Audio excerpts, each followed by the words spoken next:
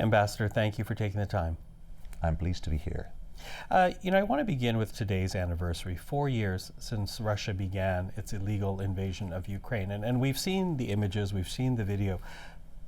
But I was wondering if you might share, as a Ukrainian, a citizen of the country, how this war has changed Ukraine. Firstly, today we are marking 4 years of full-scale invasion. But actually, we should always remember that this war started in 2014 with illegal occupation of Crimea and some areas in the Donetsk and Lugansk region, which is eastern Ukraine. Certainly, this 4 years were very difficult for all Ukrainians, for ordinary citizens, for families, for soldiers, for government, for everyone.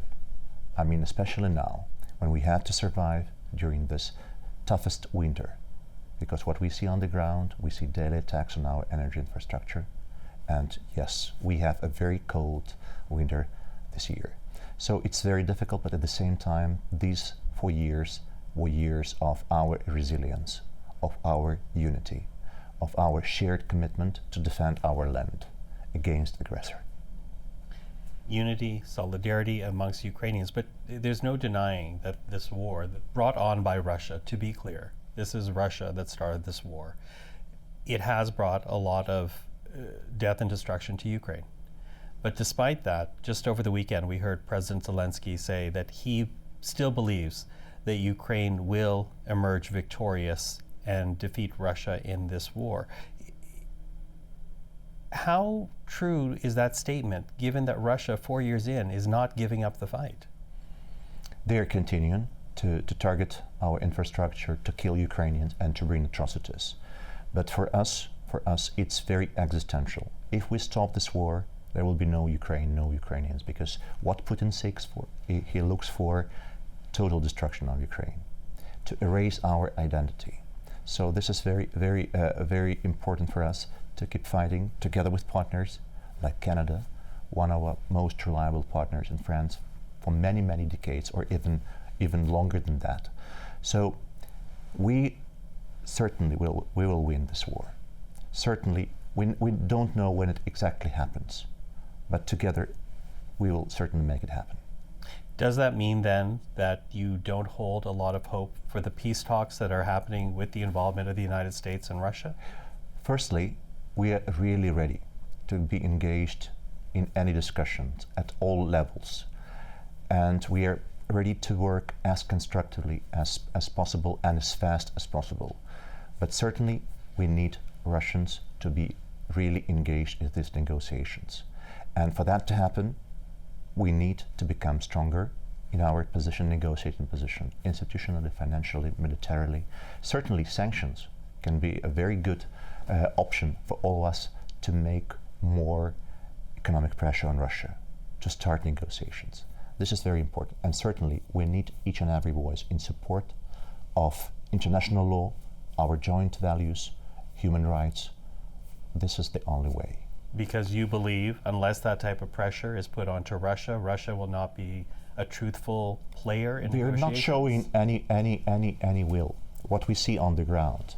If you want to start negotiating, you should stop targeting infrastructure.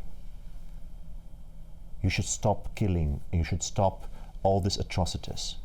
Then, and you should, for example, as a confidence-building measures, as we diplomats say, why don't you return all the prisoners of war, if you're really real in your intentions to stop this war? Of course, we know that Russia wants territorial concessions from Ukraine in order to sign any type of peace deal. And I was speaking with one military analyst who suggested that Ukraine cannot keep fighting this war just because of the sheer human costs that it is taking out in the country. And his suggestion is that Ukraine negotiate a deal, even if that includes territorial concessions, and years down the road, try to get that territory back. What do you make of that analysis? Firstly, a lot of different experts, and we are really looking very attentively what people say and what experts advise. But I will go back to 2014. We have had occupied territories like Crimea, like certain areas in Donbass. We will never, ever trade our territories. We will never recognize that they belong to other country. We will never recognize that we lost these territories. Certainly, we'll be looking for a diplomatic solution because, well, all wars end with peace negotiations. But we will never reject these territories, and we will never forget our people, Ukrainians living there. So we are ready to move forward, but without crossing our clear red lines. Clear red lines, as you say. Now, of course, it was Donald Trump who really pushed for a negotiated end to this war last fall, going into the winter. Are you worried that Ukraine risks losing American support in this war? First of all, we are really grateful to the current American administration, President Trump and his negotiating team, for investing a lot of efforts to bring an end to these sufferings and bring a peaceful solution. Certainly, we are working with partners. We have the Coalition of Willing, where Canada is a very active participant. Certainly, we have different formats, and we will certainly move with this formats in order to bring end to this war.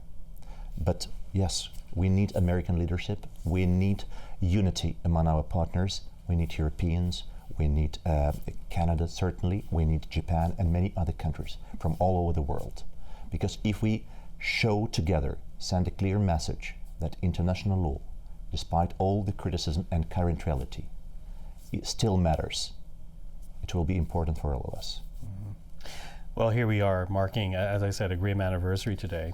And you are now here in Canada. You started in the summer, your new post as ambassador, Ukrainian ambassador to this country. What do you see as your mission while here in Canada? What do you want to share with the Canadian people and the Canadian government? Certainly, as any ambassador of country posted abroad, the main idea behind this is certainly to develop and further deepen mutual understanding, to develop all different types of cooperation in multiple spheres, to open new spheres, to promote experts, to have investments and many more things to do and to think of. But in our wartime reality, wartime ambassador is certainly first and foremost about having more support and more solidarity from the hosting country, to have unity among political forces, to have more support for Ukraine today, tomorrow, and the decades to come when we are talking, for example, about post-war reconstruction. So we have classical tasks for ambassador, and we have this wartime reality, and we should work simultaneously on to these different spheres.